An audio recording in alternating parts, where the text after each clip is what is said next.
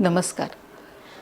बेळगावच्या वैद्यकीय क्षेत्राला डॉक्टरांची एक फार मोठी परंपरा आहे आणि या परंपरेतलं एक ऋषितुल्य व्यक्तिमत्व म्हणून ज्यांच्याकडे पाहता येईल असे आहेत डॉक्टर पी.डी. जोशी. 55 वर्षाहून अधिक काळ त्यांनी वैद्यकीय क्षेत्रात आपली सेवा दिली. आज बेळगावकर त्यांना एक नामवंत कुशल सर्जन म्हणून ओळखतात. डॉक्टरांनी उमेदवारीचा काही काळ परदेशातही सेवा बजावली, शिक्षणही घेतलं. त्यांनी बेळगावच्या पूर्वीचे वैद्यकीय क्षेत्रही पाहिलं आणि आजही ते पाहतायत. त्यांना एकूणच आजच्या पेशाबद्दल, त्यांच्या एकूण व्यवसायाबद्दल काय सांगायचे ते आपण जाणून घेऊया. डॉक्टर नमस्कार. तरुण भारतमध्ये तुमचं खूप स्वागत. तुमचं शिक्षण कुठे झालं आणि जन्म कुठला आहे? माझा जन्म गोव्याला झाला, पण बालपण आणि शिक्षण सगळं बेळगावला झालं. आणि वैद्यकीय शाखेचं शिक्षण? वैद्यकीय मुंबईला ग्रँट मेडिकल कॉलेजमध्ये आणि त्याच्यानंतर इंग्लंडमध्ये 6 वर्ष. पण तेव्हा तुम्हाला इंटर्नशिप किंवा अप्रेंटिसशिप असं काही होतं का? होतं. इंटर्नशिप 1 वर्षाची होती. पण ती सरकारी दवाखान्यातच करायची असते? नाही, ती ग्रँट मेडिकल कॉलेजला अटॅच जे हॉस्पिटल आहे ना, तिथंच इंटर्नशिप होती. पण इंग्लंडला गेल्यानंतर हॉस्पिटलमध्येच काम करावं लागायचं. त्याचे ग्रेडेशन्स असायचे. म्हणजे उदाहरणार्थ हाऊसमन, सिनियर हाऊसमन, रजिस्ट्रार असे स्टेप्स असायचे. तुम्ही इंग्लंडला कसे काय गेलात? म्हणजे पुढचं शिक्षण घेण्यासाठी? पुढचं शिक्षण घेण्यासाठीच गेलो. MBBS झाल्यानंतर पुढचं शिक्षण सर्जन होण्यासाठीच गेलो. पण तुम्ही लहानपणी ठरवलं होतं का? कधी तुम्ही निर्णय घेतला की आपण डॉक्टर व्हायचं? नाही, कॉलेजला असताना म्हणजे इंटर सायन्सला असतानाच निर्णय घेतला. आणि तेव्हा परदेशात जाऊन बेळगावला आलात तेव्हा इथलं वातावरण कसं होतं? इथलं वातावरण म्हणजे त्यांना स्पेशलिस्ट असे अजून कल्पना आलेली नव्हती, पण नंतर हळूहळू आले, लोकांना कळायला लागलं. पण एखादा व्यक्ती परदेशात जाऊन आला त्या काळी तर त्याच्याकडून खूप अपेक्षा होत्या. तशा रुग्णांच्या तुमच्याकडून सगळ्या क्षेत्रामध्ये हा फिजिशियन, आज ज्याला आम्ही फिजिशियन म्हणतो त्याला फिजिशियनचं, ज्यांना गायनोकॉलॉजी येत असेल सगळं त्यांना वाटायचं. तसं नाही आहे म्हटलं. त्यांना सगळंच येत असेल अशी कल्पना होती. आणि तेव्हा कन्सल्टेशन ही संकल्पना होती, तेव्हा पैसे देत होते लोक कन्सल्टेशनसाठी? कन्सल्टेशन ही कल्पना नव्हती त्यांना वाटायचं की हा काय औषध देत नाही आणि 10 रुपये कसले मागतोय. पण नंतर हळूहळू कल्पना रुजायला लागली की हे तपासणीचे आणि ज्ञानाचे पैसे आहेत, याचे नव्हेत. औषधाची बाटली दिलेली किंवा इंजेक्शन दिलेले नव्हे. पण फॅमिली डॉक्टर ही संकल्पना तेव्हा होती. पण त्याचा फार उपयोग होत होता. 2 घरं किंवा रुग्ण आणि डॉक्टरांचे संबंध राहिलेलं नाहीये. ते सगळं म्हणजे कमर्शियल किंवा व्यावसायिक झालेलं आहे, त्याला इलाज नाहीये. पण वैद्यकीय शिक्षण खूप वेळ घेतं आणि मग नंतर त्याच्यातून हे शिकलेले विद्यार्थी किंवा शिकलेले डॉक्टर मग पैसा काढण्यासाठी भरमसाठ फी लावतात आणि म्हणून ते व्यावसायिकरण झालं आहे का? एका दृष्टीने आता तर मला म्हणजे प्रायव्हेट कॉलेजेसमध्ये याच्या लाखाने गोष्टी लाखात होतात. आता मी सांगितलं तर तुम्हाला आश्चर्य वाटेल. इंटर सायन्स पास झालो, ग्रँट मेडिकलमध्ये गेलो आणि त्यावेळेला काय असायचं, तुम्हाला जर फर्स्ट क्लास मिळाला इंटर सायन्सला तर ॲडमिशन वॉज ऑन स्पॉट. म्हणजे बापरे. नाही, मी त्यांचं असं फर्स्ट क्लास मिळणारे अगदीच कमी असायचे. गेलो, माझं मार्कशीट दाखवली ना, तुम्हाला ॲडमिशन दिलेली आहे आणि 150 रुपये भरा म्हणून सांगितले त्याने. आज विश्वासही बसणार नाही आहे. विश्वास बसणार नाही. अरे बापरे. 150 रुपये भरा म्हणून सांगितलं. त्याच्याही पुढे जाऊन 5 नया पैशाचं कार्ड मी घरी पाठवलं की आप्पा मी ग्रँट मेडिकलला ॲडमिशन घेतलेली आहे, बेळगावला 2 दिवसात येतो आहे वगैरे.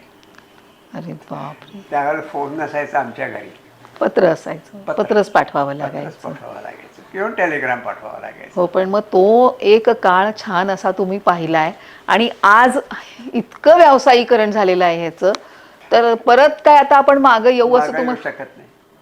हे वास्तव. तर नीट आल्यामुळे थोडी तरी हे आलेली आहे. फक्त म्हणजे प्रायव्हेट मेडिकल कॉलेजमध्ये हा 10 लाख देतो म्हणून त्याला ॲडमिशन द्या, तो 8 लाख देतोय म्हणून 10 लाखाला लावायला ॲडमिशन द्या, ही जी हे चालू आहे बेळगावला सुद्धा, ते आता नाही. ते थोडंसं नियंत्रणात आलेलं आहे. थोडंसं नियंत्रणात आलेलं आहे. किंवा डोनेशन या शब्दाचा अर्थच बदलून टाकलेला आहे. तोंडावर पिस्तूल लावून तुझ्याकडनं पैसे मागितले तर त्याला डोनेशन म्हणता येणार नाही. हो, नक्की नक्की. खूप हे खूप वेदनादायी आहे तुमच्यासाठी, तर ते जास्ती त्रासदायक असू शकते. पण जे नवीन विद्यार्थी आता वैद्यकीय क्षेत्राकडे येत आहेत किंवा ज्यांना डॉक्टर व्हायचं आहे, अशा सगळ्या नवोदित विद्यार्थ्यांना, डॉक्टरना तुम्ही काय सांगाल? काही नाही, आपण इतकी वर्ष लागतील याची अगोदर जाणीव घ्या आणि तितकी वर्ष अभ्यासही करावा लागेल तो, आणि पूर्ण निष्ठा असेल तरच चला तुम्ही ते. आणि डॉक्टर आणि रुग्ण यांच्यातील जे संबंध ताणले आहेत ते आता कसे आपल्याला दुरुस्त करता येतील? नाही नाही, ते दुरुस्त होतील. व्यक्तीचा संबंध येतो, कळलं का? तो सगळ्यांनाच एकच कायदा लावता येणार नाही. जसा डॉक्टर वागतील तसा पेशंट वागेल, किंवा जसा पेशंट असेल तसं डॉक्टर. ठीक आहे. 150 रुपयामध्ये प्रवेश मिळणं ही आज आश्चर्यकारक किंवा अनाकलनीय वाटणारी गोष्ट आहे, पण डॉक्टर PD जोशी यांच्या बाबतीत ती खरी झालेली आहे. त्या काळात इतकं उत्तम शिक्षण घेऊन बेळगावकरांना त्यांनी खूप चांगली सेवा दिलेली आहे. आज अनेक रुग्ण आहेत जे PD सरांचं नाव काढतात आणि त्यांनी आम्हाला बरं केलं असंही मनापासून सांगतात. आता या पेशाचं व्यावसायीकरण झालेलं आहे, ते वास्तव तुम्ही स्वीकारायला पाहिजे. डॉक्टर आणि रुग्ण यांच्यामधले संबंध हे परस्परांच्या नात्यांवरती अवलंबून आहेत आणि ते त्या दोन घटकांनीच समजून घ्यायला पाहिजेत असंही ते म्हणतात. एकूणच हा पेशामध्ये येताना हा पेशा वेळ घेणारा आहे. त्याची तयारी असेल तरच तुम्ही या पेशामध्ये या आणि एक उत्तम डॉक्टर म्हणून रुग्णांची सेवा करत राहा, असा सल्ला ते आजच्या तरुण पिढीला देतात. कॅमेरामन तौसिफसह मी Manisha, Tarun Bharat social media team, Belgaum. रुग्णाचे अचूक निदान होण्यामध्ये रेडिओलॉजिस्टची भूमिका खूप महत्त्वाची असते. अलीकडच्या काळात जेव्हा वेगवेगळे आजार नव्याने उद्भवत आहेत, तेव्हा तर रेडिओलॉजिस्टचं काम नव्याने अधिक दुप्पट वाढतं. आज आपण बोलणार आहोत डॉक्टर रमेश पट्टणशेट्टी यांच्याशी. शहरातील एक नामवंत रेडिओलॉजिस्ट म्हणून त्यांची ओळख आहे. त्यांनी प्रदीर्घ काळ वैद्यकीय सेवा केलेली आहे, त्यामुळे त्यांचा काळ आणि आजचा काळ याबद्दल त्यांना काय म्हणायचं आहे ते आपण जाणून घेऊ. नमस्कार डॉक्टर. नमस्ते मॅडम. आपण बेळगावचेच आहात. शिक्षण आणि MBBSची डिग्री, MDची डिग्री कुठपर्यंत आणि कुठे घेतली? मी बेळगावमध्ये जन्म झालं माझं. मग इथं स्कूलिंग वगैरे बेळगावमध्ये झालं. गव्हर्मेंट सीट घेऊन मी KMC हुबलीला गेले, कर्नाटक मेडिकल कॉलेज हुबली. तिथं माझं MBBS संपला. त्याच्यानंतर इथं सिव्हिल हॉस्पिटलमध्ये 1 वर्ष कंपल्सरी रोटेटिंग इंटर्नशिपमधून असतोय. त्याच्यामध्ये मी इथं संपवून मग तेव्हा PG सीट्स फारच कमी होते आणि कॉम्पिटिशन पण खूप होते आणि मेरिट सीट्स फारच कमी. त्यामुळं ट्रेनिंग म्हणून मी मुंबईला गेले. तिथं अप्लाय केल्यानंतर मला KEMमध्ये DMRD सीट आधी मिळाला, त्याच्यानंतर MD सीट मिळाला. पण तुम्ही डॉक्टर व्हायचं ठरवलं होतं? डॉक्टर व्हायचं म्हणून मी लहानपणी मला 8वी 9वीमध्ये एक टायफॉईड, सिरियस प्रमाणचं टायफॉईड झाला होता आणि तो परत रिलॅप्स झाला महिन्यानंतर. फारच वीक झालो होतो आणि घरात आता माझ्यावर आशाच पण सोडले होते. तेव्हा डॉक्टर, इथले लोकल डॉक्टर नाईक म्हणून होते, छत्रे सर म्हणून होते, ते मला घरीच येऊन ट्रीटमेंट देऊन मला वाचवले. मग तेव्हापासून एक हा मेडिकल प्रोफेशनबद्दल फार एक कौतुक पण झालं आणि त्याच्याबद्दल अभिमान पण झाला. मग मी म्हटले आता मेडिकलमध्ये गेलं तर मेडिकलमध्येच जाणार, कारण मला बायोलॉजीमध्ये इंटरेस्टच होता. फिजिक्स आणि हे मॅथ्समध्ये तेवढं काय खास इंटरेस्ट नव्हती. तर मला मार्क्स पण बरी मिळाल्या आणि MBBS सीट मिळाल्यानंतर मला फारच आनंद झाला. माझं एक स्वप्न साकारलं म्हणून. तुम्ही एवढी वर्ष या पेशामध्ये आहात, त्यावेळेचा काळ आणि तुमचं शिक्षण तर खूप अल्प खर्चामध्ये झालेलं आहे, तर ते नेमकं किती खर्चामध्ये झालं आणि आज ही परिस्थिती का बदलली? मी असताना फक्त 5 गव्हर्मेंट मेडिकल कॉलेज होते आणि 2 किंवा 3 प्रायव्हेट मेडिकल कॉलेज होते. त्या कारण तेव्हा कोण गेलेले ते मेरिटमध्ये जायचं. आता काय झाले, प्रत्येकानं एक डॉक्टर व्हायचं म्हणून फारच हौस असतोय. तर ते हौस असून त्याच्यात ते प्रेम पण पाहिजे आणि ते मी डॉक्टर होऊन मी सेवा करणार असं प्रवृत्ती कमी होत चाललंय. तरी ते एक प्रोफेशन हा डिमांडमध्ये आहे.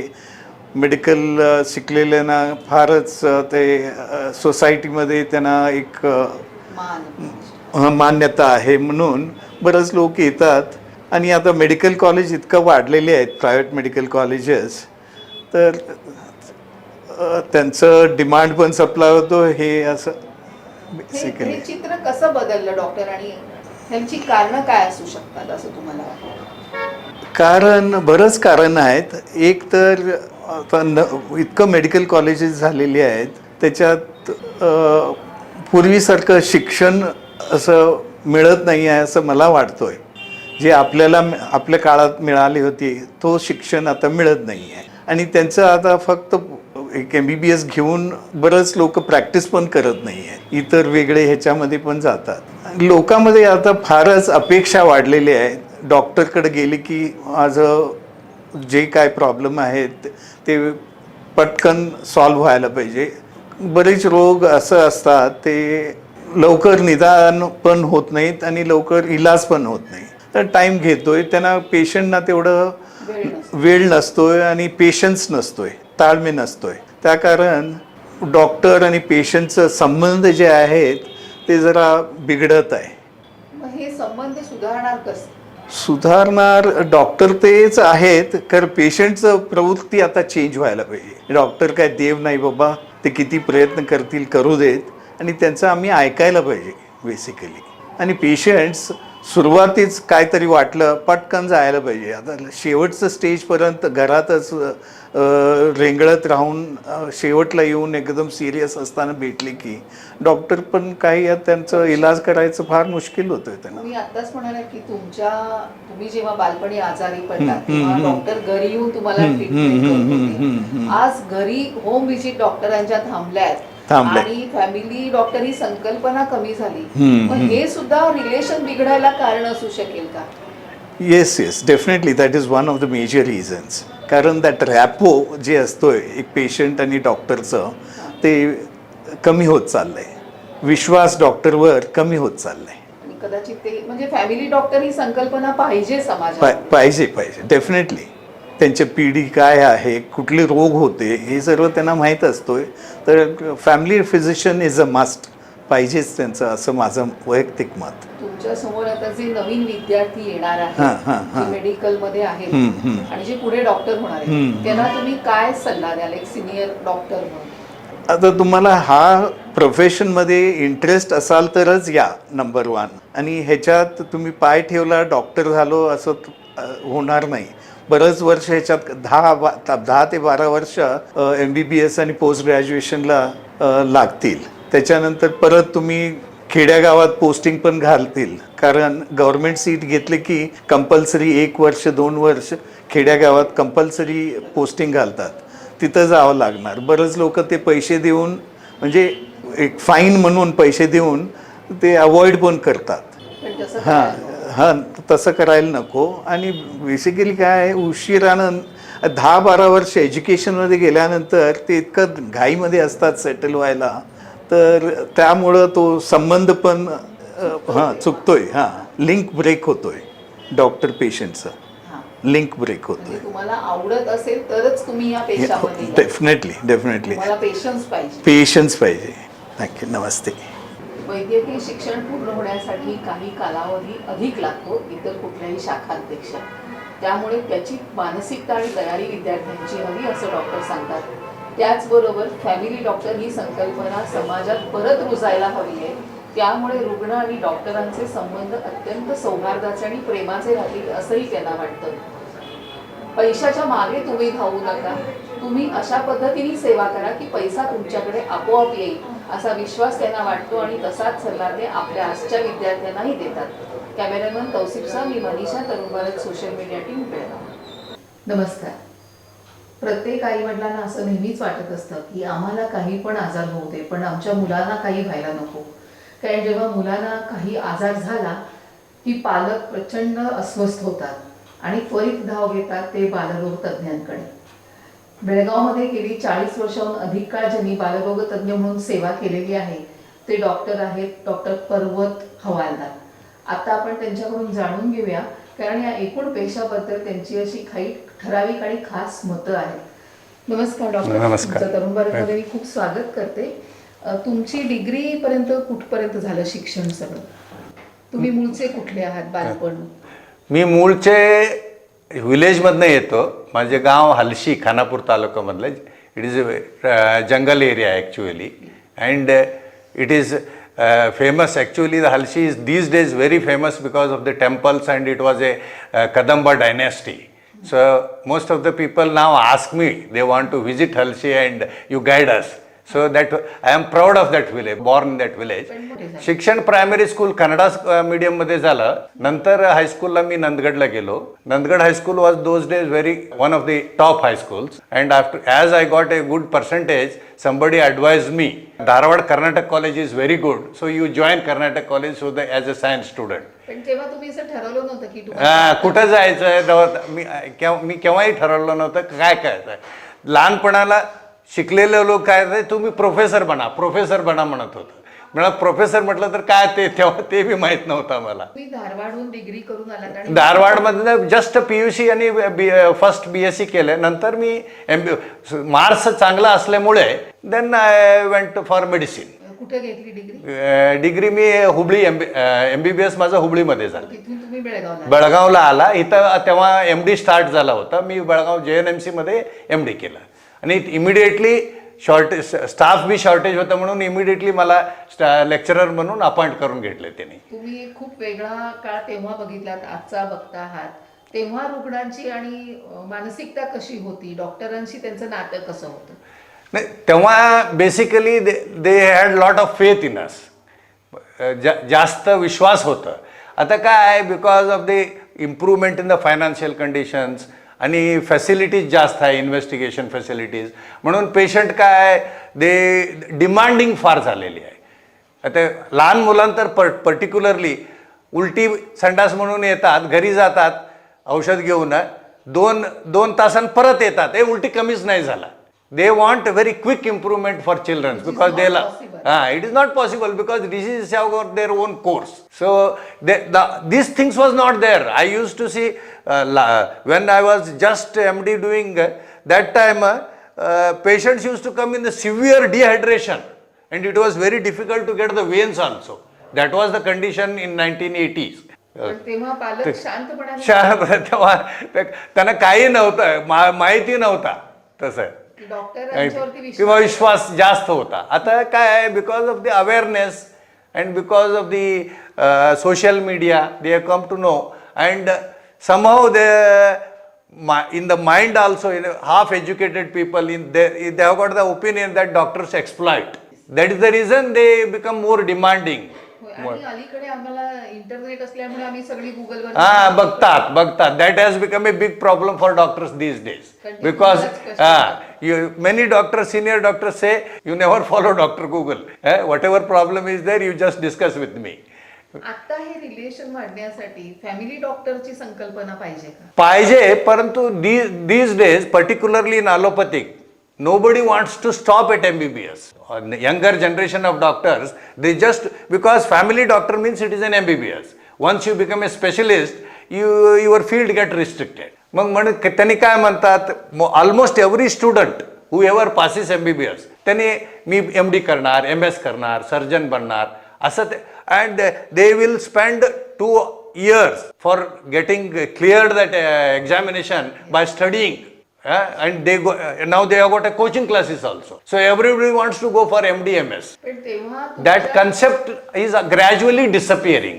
पण तुमचा काळ असा होता की जेव्हा तुमच्या अनुभवावरती लोक विश्वास ठेवायचे, चाचण्यांवरती म्हणजे इन्व्हेस्टिगेशनवर. Same thing is true because what is happening is we have seen plenty of patients. So that time there were no investigation, many investigations like CT scan and all those things. Clinically we used to diagnose. काय patient बघून आम्ही diagnose करून treatment करतो.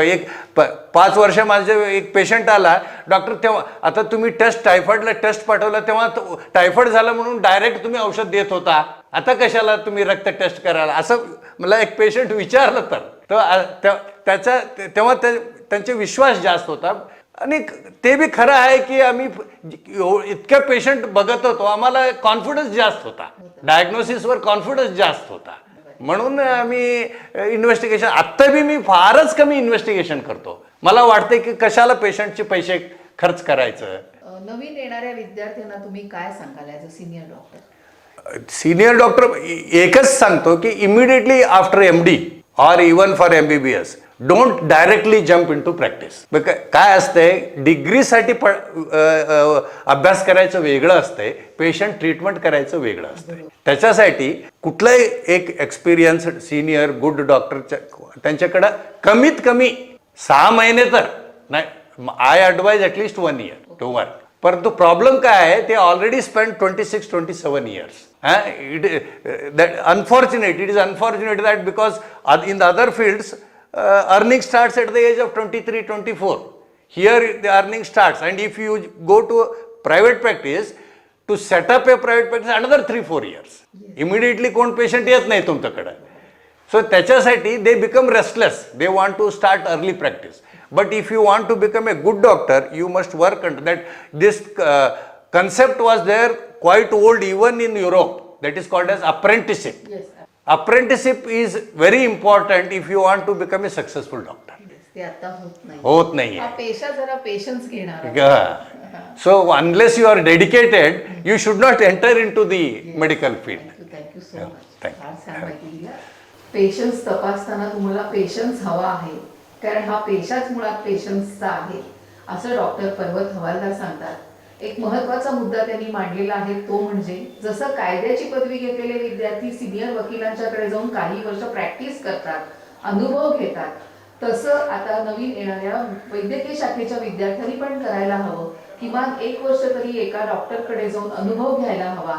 तेवढा संयम त्यांनी बाळगायलाच हवा, आणि त्यामुळेच तुम्ही एक यशस्वी डॉक्टर म्हणून नावारूपास येऊ शकाल, असंही ते सांगतात. कॅमेरामन तौसिफसह मी मनीषा तरुण भरत, सोशल मीडिया टीम, बेळगाव. धन्यवाद.